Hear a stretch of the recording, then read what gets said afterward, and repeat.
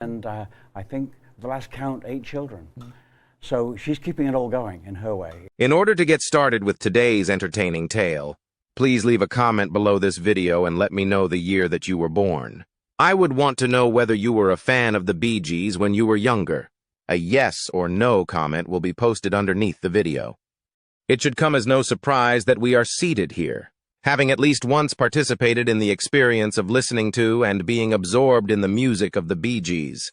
Let's take a moment to reflect on the wonderful memories that we have from that period of time. The music of the Bee Gees is legendary, and throughout the 1960s and 1970s, they were the most popular band in the disco scene. Barry Gibb, the musical genius who was responsible for delivering us the outstanding Night Fever, is the only member of the lineup that is still here today. He made Night Fever possible for us to experience. His tenacity has been put to the test by a wide range of experiences, ranging from perfect marriages to disastrous situations that came dangerously close to unfolding. He has gone on a journey that can only be described as a roller coaster ride. It would be beneficial for us to make an attempt to delve deeper into his world in order to get a more comprehensive comprehension of his journey in the entertainment industry. Younger years. The Bees brothers were born on the Isle of Man in the period of time known as the late 1940s. In the year 1955, they made the move to Chorlton-cum-Hardy, England, which was the site where their father, in fact, was born. It was in the state of Manchester that their parents, Hugh Gibb and Barbara Gibb, had established their roots. Their mother was the one who was responsible for taking care of them and the house, while their father was working as a drummer.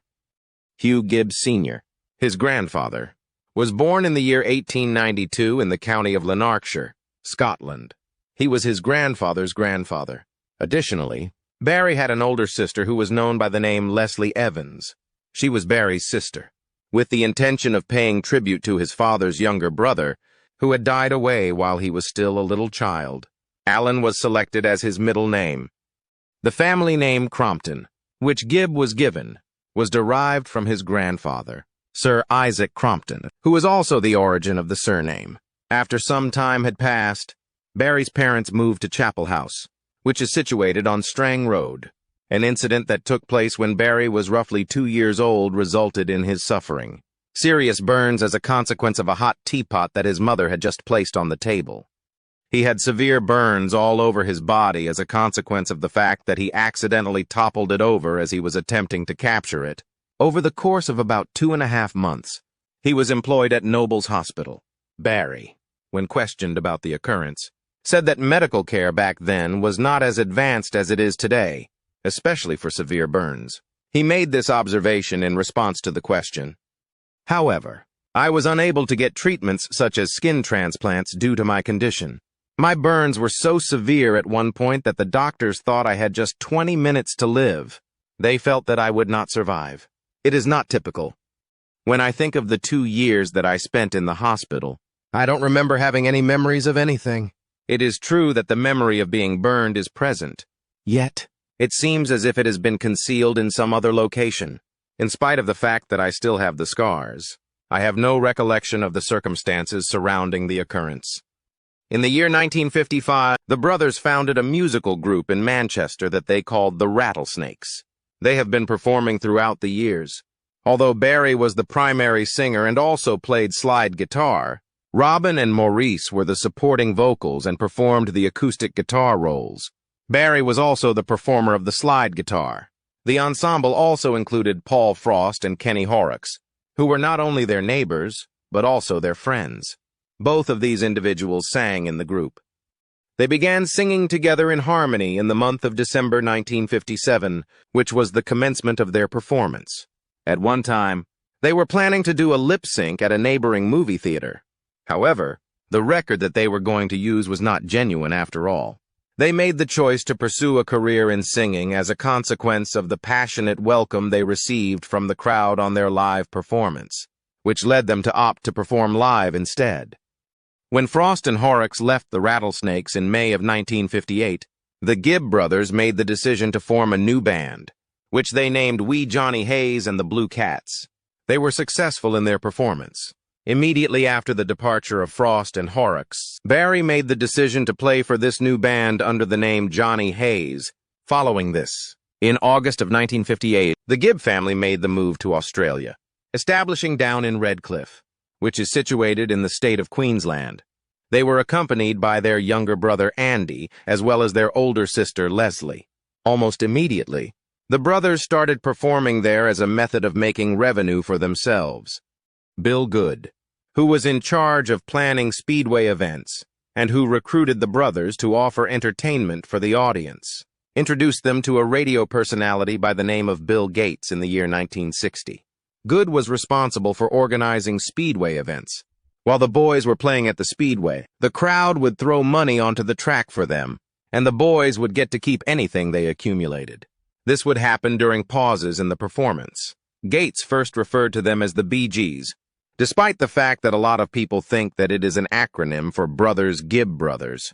On the other hand, he finally changed their name to BG, which is derived from the initials of many people, including himself, Good, and Barry Gibb. Following that, throughout the course of the coming several years, they started performing regular performances at resorts that were situated all around the coast of Queensland. The songwriting of Barry attracted the attention of an Australian star named Cole Joy, who aided them in gaining a recording deal with the Leaden Records subsidiary of Festival Records in 1963 under the name BG's. This contract was signed under the name BG's. Additionally, Barry contributed to the writing of songs for other Australian performers, and the band released 2 or 3 singles on a yearly basis. Due to the fact that they had the best single of the year, they were chosen to be the opening act for Chubby Checker's concert at the Sydney Stadium in the year 1962. The selection of them took place in this particular year. From 1963 to 1966, the Gibb family lived in a house in Maroubra that was situated at 171 Bunurong Road. This house accommodated the Gibb family. One of the last things that Robin Gibb did before he passed away was to compose a song called Sydney, in which he and his family discussed the experiences they had while living in that city. Following that, it was included in his album, which was named 50 St. Catherine's Drive and was released at a later time. Through the publication of the song Wine and Women in 1965, the Bee Gees achieved a moderate amount of fame, which finally led to the production of their first album, which was named The Bee Gees Sing and Play 14 Barry Gibb Songs. In 1966, however, Festival Records was contemplating the possibility of withdrawing them from their label due to the terrible sales that they had been having up to that point. It was Nat Kipner, an American composer and producer, who was the impetus for the change in circumstances that they went through. Following his appointment as their manager, Kipner continued to provide assistance to them when they made the move to Spin Records. The link between Festival Records and the Australian music industry also made it feasible for Festival Records to distribute their songs in Australia. Kipner had a significant role in facilitating their meeting with Ossie Byrne, a producer who later provided them with access to his studio in Sydney to work on their project. Their ability to develop their abilities finally resulted in the recording of their first huge hit, which was named Spicks and Specks. This was the outcome of their ability to develop their talents. The Board of Governors, who were dismayed by their lack of success, took the choice to return to England in January of 1967. This decision was taken because they went back to England. Ossie Byrne accompanied them for the whole of their journey beside them. During the time that they were at sea, they received a piece of information that was really exciting. Spicks and Specks was deemed to be the finest single of the year by Go Set, which is widely considered to be the most important music journal in Australia. An album released on a global scale. The Bee Gees made their way back to the United Kingdom around the beginning of the year 1967. On the 24th of February, they participated in a live audition with Robert Stigwood, and as a consequence, they signed a contract with his business, which is referred to as the Robert Stigwood business. The next day, on the same day that their song Spicks and Specks was made accessible to the general public in the United Kingdom, Stigwood became their manager. Both Vince Maloney, who played the lead guitar, and Colin Peterson, who played the drums, finally joined the band as members with their respective instruments. As a consequence of this, they were able to create their debut album, which was named Bee-Gees' debut and was produced for worldwide distribution. Gibb has provided the main vocals for the song To Love Somebody, which is included on this album. Throughout the years, a number of performers have sung this song. Additionally, a number of other artists have sung this song, which has gained a lot of popularity in recent years. During the same time period, the Gibb brothers provided background vocals for the song Cowman, Milk Your Cow, which was written by Gibb and Robin and sung by Adam Faith. The song was written by Gibb and Robin. The first time that Gibb interacted with John Lennon was at the Speakeasy Club in London, where Pete Townsend was the one who introduced them to one another. In the earlier part of that day, John Lennon had taken part in a photo shoot for the band Sgt. Pepper's Lonely Hearts Club, and he was still dressed in the same costume. The fact that Gibb only encountered John Lennon's behind and not his front portion is the subject of a joke that he attempts to create. Gibb portrayed the club as being of a high-class nature by claiming that it had a secret entrance and that notable people, such as the Rolling Stones, were regular visitors to the facility. While traveling from Australia to Turkey in the same year, both Barry and Robin had a stroke that caused them to lose consciousness and droop. They had both experienced worried exhaustion at the same time. As a result of the time difference between England and Australia, they landed in Australia on Christmas Day. They left England later in the month of December and traveled west to Australia. During that time, they were in Sydney, where they were enjoying Christmas with the family of their executive. By the time 1967 drew to a conclusion, the Bee-Gees had already begun to succumb to the pressures that come along with success, which ultimately resulted in conflicts within the group. During the year 1968, the Gibbs were going through a period of disagreements on the direction that their music should take, which resulted in tension both in the recording studio and on stage. It was in the year 1968 that they made their first appearances on television in the United States, namely on The Ed Sullivan Show and The Smothers Brothers Show. Furthermore, they worked together with Frankie Howerd to cooperate on the production of a television special. Barry was depicted attending a party with other renowned individuals from the entertainment business, such as the Monkees, after his song Only One Woman became a hit for the Marbles. The story also included other notable people from the entertainment sector. In 1969, the band known as the Bee-Gees issued their single named 1st of May. On the other side of the song, which was titled Lamplight, Robin recorded the lead vocals. Their management came to the conclusion that the 1st of May should be the key single, and they made the choice. After it was revealed that Robin intended to pursue a career as a solo artist, the Bee-Gees decided to release Tomorrow Tomorrow without him. As an additional point of interest, Barry collaborated with Samantha Sang, making contributions to the creation and production of songs for. In the summer of 1969, Peterson left the band, leaving just Barry and Maurice as the band's backup vocals. With the intention of recording further songs, Terry Cox, the drummer for Pentangle, joined them. However, just a few of the tracks that they recorded were eventually released. The film Cucumber Castle, which had originally included all three members of the band, was shown on BBC Two after it was announced that the band would be disbanding in December of 1970 with the announcement. During the month of December 1969, Gibbs started writing songs for his next solo albums, and he continued to do so until January 1970. Getting married. Gibbs was just 19 years old when he tied the knot with Maureen Bates on August 22, 1966. The anniversary of their wedding was celebrated on August 22nd. In July of 1970, after having lived together for a brief period of time, they decided to divorce. They went their own ways and lived apart for a period of time after that. In 1967, Barry Gibbs came into contact with Linda Gray, who had previously been crowned Miss Edinburgh from Scotland. Linda Gray had come from Scotland. This occurred as a result of the Bee-Gees relocating back to England in order to focus on their vocation as musicians. In the succeeding 3 years, they went on to have 5 children together after being married and having a family of their own. In 1973, they had their first child, a boy named Stephen. Following that, their first daughter, Alexandra, was born in 1991. Ashley was born in 1977. Travis was born in 1981. Michael was born in 1984. And lastly, Alexandra was born in 1991. In spite of the fact that he was becoming more famous, Barry Gibbs made it a priority to keep his connection with his family healthy. While Paul and Linda were residing in both Miami and London, they never stopped inviting their children into their lives. This was true even if they were in different locations. In spite of the fact that he was on tour, Barry made certain that his family was there to show their support for him.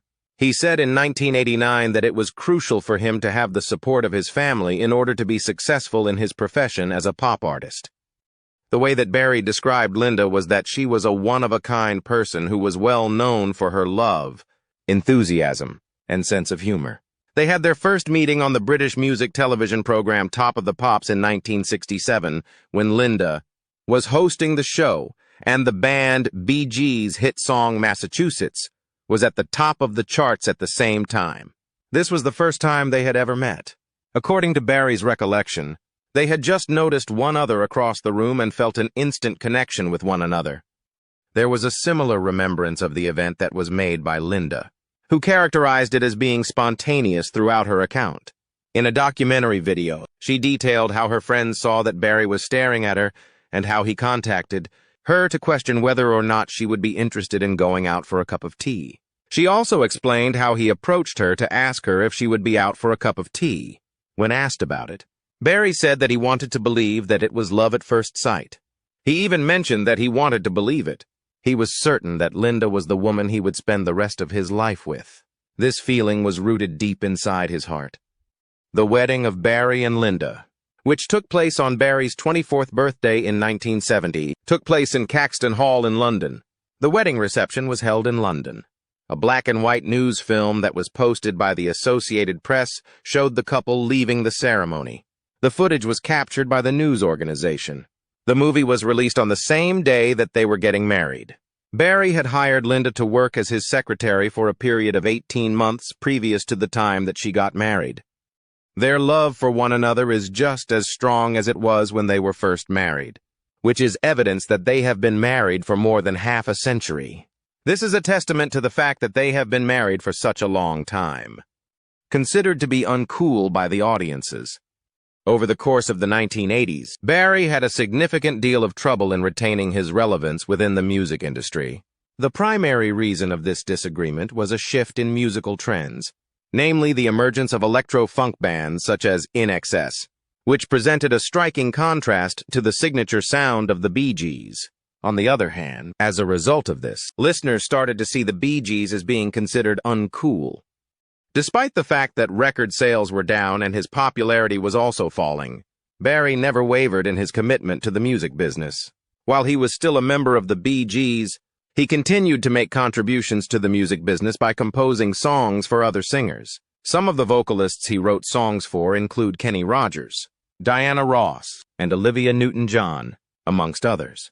On the other side, the decade was marked by a significant personal tragedy that took place in 1988.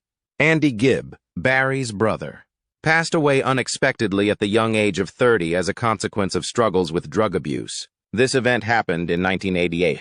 As preparations were being made for Andy to become the fourth member of the Bee Gees, it was terribly upsetting to learn of his loss. We were all looking forward to his joining the band. Andy's untimely passing cast a shadow over Barry's creative endeavors, which resulted in a visible decline in his musical production throughout the course of the remaining years of the decade. This cloud was thrown over Barry's artistic endeavors. The decade of the 1990s represented the beginning of a new chapter for the Bee Gees, and Barry was able to persevere despite the challenges that were brought to them throughout the 1980s. Despite the fact that Barry continued to pursue his job as a musician, it wasn't until 1997 that the Bee Gees had a rebirth with the publishing of their album, Still Waters, which earned great critical appreciation. As a direct consequence of this, Barry, together with his brothers Robin and Maurice, successfully re-established themselves at the forefront of the music industry to achieve their goals. It was in the later part of the year 1997 that they staged the incredible show that was only presented for a single night at the illustrious MGM Grand in Las Vegas, Nevada, in the United States of America. The performance was a sign of their enduring popularity, and the accompanying DVD recording proved to be a major success. As a result, It has earned the distinction of being the music DVD that has sold the most copies in the history of Australia. A significant indicator of its enduring popularity is the fact that it has remained on the area DVD list for more than a decade, which is a remarkable feat in and of itself. In the course of their musical career, Barry and the Bee Gees experienced both success and failure at the beginning of the new century. The tragic incident that brought Maurice Gibbs' life to an abrupt end was a cardiac arrest that started in 2003 as a result of a congenital birth defect. This was the event that brought about the sudden end of his life. The exceptional career of the Bee Gees, which lasted 4 decades, came to an end with the passing of Maurice, who was a member of the band. He left behind a musical legacy that was so prosperous that it captivated listeners from all across the world. A segment of the Bee Gees' Breakup. I Cannot Give You My Love and How Many Sleeps were 2 of the songs that Gibb did a performance on with Cliff Richard in November of 2003. He contributed guitar and backing vocals to each of these songs. These versions from 2003 were taken from a demo that was created in 2001 utilizing Maurice's keyboard work. In a ceremony held at Buckingham Palace on May 2, 2004, Barry and Robin Gibb were presented with the CBE Award. The posthumous accolade that Maurice was awarded was presented to Adam, their nephew, on his behalf. In the year 2004, Gibb contributed to the writing of his son Steve Gibb's solo single, Living in the Rain, and delivered backing vocals for the tune. After the devastating tsunami that occurred in the Indian Ocean on December 26, 2004, Gibb and his brother Robin joined a large number of other artists in recording vocals for the charity tune Grief Never Grows Old in January 2005. While Barbra Streisand was working with Gibb on songs for her next album in April and May of 2005, 2 of Gibb's tunes, Dr. Man and Underworld, were featured for the soundtrack of the film Arctic Tale. The album was released on iTunes in August of 2006.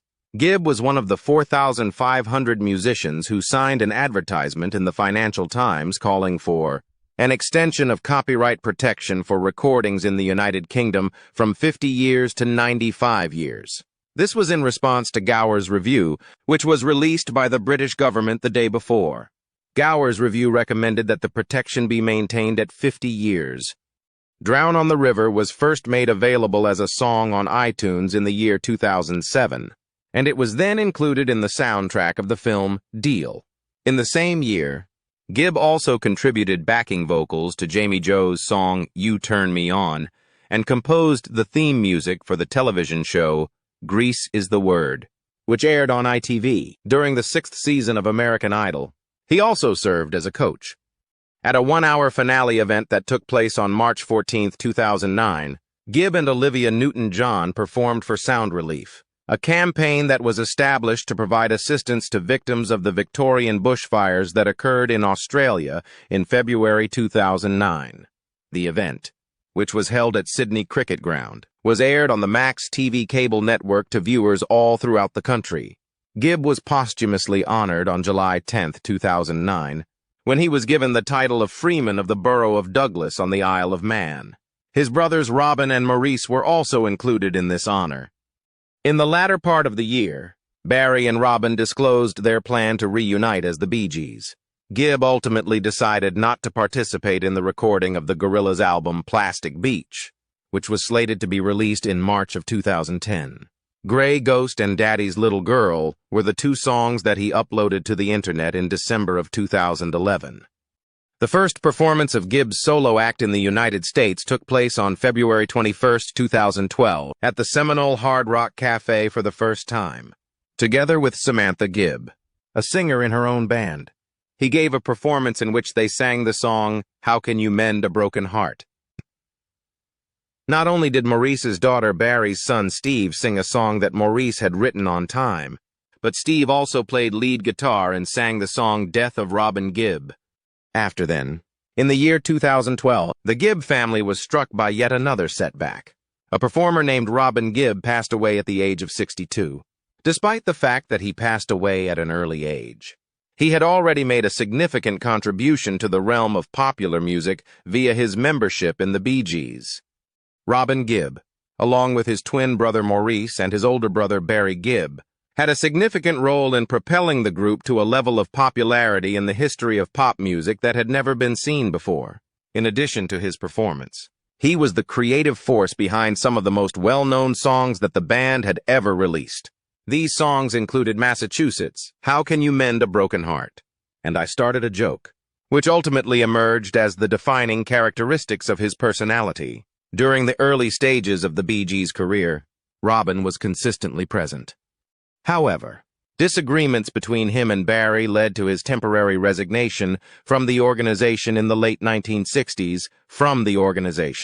Despite this, he came back, and the three brothers went on to become renowned figures in the music business throughout the 1970s, notably during the disco era. Despite the fact that the creative dispute between Robin and Barry contributed to the Bee Gees' musical creation, it also affected their personal lives and resulted in a lasting gap between the two brothers. Regrettably, this burden remained with Robin all during his battle with illness, and it remained unresolved until the moment of his passing. The tragedy was heightened by Barry's feelings of remorse over his delicate bond with his brother, which he openly recognized in a touching eulogy that was delivered at Robin's funeral. Robin's passing prompted an outpouring of grief from everyone in the music industry and beyond, with even former Prime Minister Tony Blair paying tribute to the singer and highlighting the deep relationship they had throughout their careers. The burial service was held in St. Mary's Church in Tame, Oxon, which is also the location where Robin had resided with his wife, Dwina. An overwhelming number of mourners from all around the world gathered to pay their respects to the legendary musician. The son of Robin, R.J., announced that the hit song I Started a Joke by his father would be sung at the church in accordance with his wishes. The music of the Bee Gees was a significant component of the ceremony. Visitors were able to get a distinct feeling of the dismal atmosphere as they entered the church thanks to the two flashing lights that were placed on the altar. Stevie Gibb, Stephen Murphy, Dwina's son, Robin's children R.J., and Stephen Murphy, the son of Barry, are also there, as well as Spencer served as pallbearers. People traveled from all across the country to pay tribute to the beloved artist, and Robin's family expressed their gratitude for the opportunity to say their last goodbyes to both Robin and their hometown in a statement saying that they were grateful for the opportunity. From Robin's brother Barry, whose heartfelt eulogy highlighted Robin's vibrant personality and the strong bond he had with his siblings. One of the most affecting parts was as follows. Barry made a respectful reference to Robin's sharp sense of humor and likened him to the legendary comedian Spike Milligan, all the while highlighting the strong bond that they have as brothers. On the other hand, Barry's statements brought to light his feelings of remorse over the unresolved difficulties he had with Robin. This highlights the importance of problems being resolved before it is too late. In addition to urging individuals to gain wisdom from their experiences, he emphasized the need to remove difficulties from their lives before it is too late to reconcile. The passing of Robin left a significant void in Barry's life and marked the beginning of the end for all of his younger siblings, and Barry was particularly affected by this. When Barry thought about the deaths of Maurice and Robin, he suddenly became aware of the immense anguish that they had caused on their family. This was compounded by the fact that their brother Andy and their father Hugh had passed away before them. Barry Gibb's career in solo focus. Barry Gibb began his appearances at the Grand Ole Opry in July 2012, and he began by singing 3 songs with Ricky Skaggs. Later on, Skaggs included vocals by Gibb on his album Music to My Ears, which was released in 2012. In 2013, Barry began the Mythology Tour in Australia, during which he performed songs from the Bee Gees anthology to the Australian audience. His daughter Samantha and son Steve were there to support him as he was performing on stage. Gibb began this tour by performing a selection of songs from the Bee Gees, including Playdown and I Started a Joke, among others. Initially, a music video that Gibb had developed for the Bee Gees' song Technicolor Dreams was shown to the public before his performances. As a consequence of this tour, Festival Records published a box set of the Bee Gees recordings from Australia, as well as an anthology of their songs from that time period. Additionally, Gibb collaborated with Kenny Rogers and Bobby Bare at the Country Music Hall of Fame in the month of October 2012. Islands in the Stream was what he and Kelly Lang sang together. It was later in same month that he returned to the Grand Ole Opry, this time joined by Ricky Skaggs. It was during the Barry Gibb talk show spoof that included Paul McCartney, Madonna, Jimmy Fallon, and Justin Timberlake that he made an unannounced appearance on Saturday Night Live in December of 2013. In January 2014, Gibb made the announcement of his first solo tour in the United States on Late Night with Jimmy Fallon. Together with Fallon, he sang 3 songs by the Everly Brothers, and he also performed You Should Be Dancing with his band, The Roots. In addition, he gave a performance of To Love Somebody as a dedicated online performance. In a separate interview with CNN, he expressed his continued sorrow for the death of his brother Robin and expressed gratitude to Paul McCartney and his wife Linda for their support during this difficult time. He also said that he was still suffering the loss of his brothers. In addition, he contributed his rendition of When I'm 64 to a tribute CD to Paul McCartney. Pentatonix was recognized by Gibb at the Grammy Awards in 2015, and he also performed at the Hard Rock Rising Miami Beach Global Music Festival. Other performers that were honored at the Grammy Awards were Andrea Bocelli and Gloria Estefan. Due to a familial circumstance, Gibb was forced to postpone his appearance at the Glastonbury Festival in the year 2016. However, he did make a stage appearance as a guest performer for Coldplay. Later on in the same year, he signed a recording contract with Columbia Records and released his second solo album. 2017 was the year when Gibb participated in the Glastonbury Festival for the second time. Gibb released his most recent album, Greenfields, in the year 2020. It is a duet CD that features country singers such as Dolly Parton and Allison. All of the songs on the album have been remade as country melodies, and it has 11 recordings by the Bee Gees, as well as 1 song by Barry Gibb that has not been released before.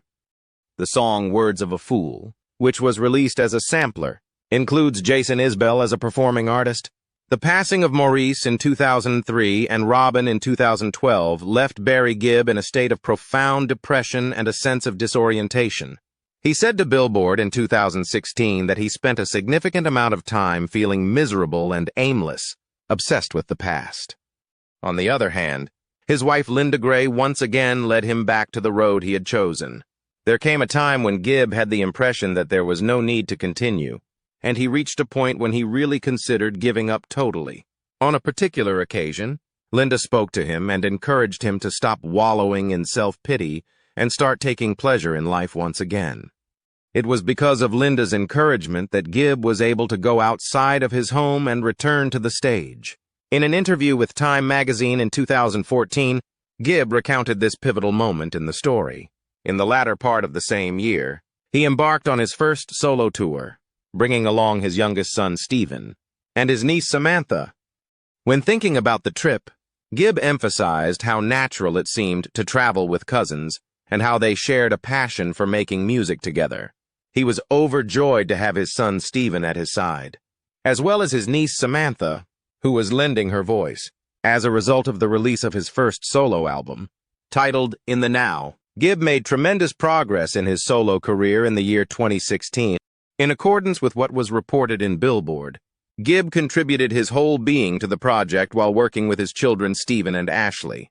According to what he shared with The Source, the record is able to capture the essence of his relationships with his parents, brothers, and own family, and as a result, it reflects the trajectory of his life.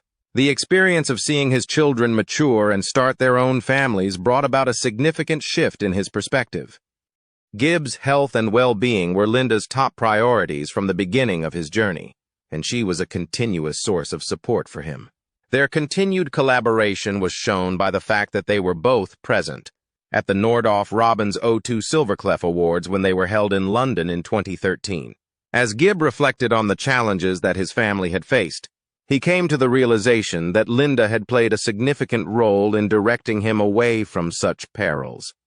In a candid interview with The Guardian in the year 2020, Gibb expressed his gratitude to Linda for helping him remain grounded despite the pressures of popularity. Gibb was able to maintain his course of action because of Linda's dogged determination.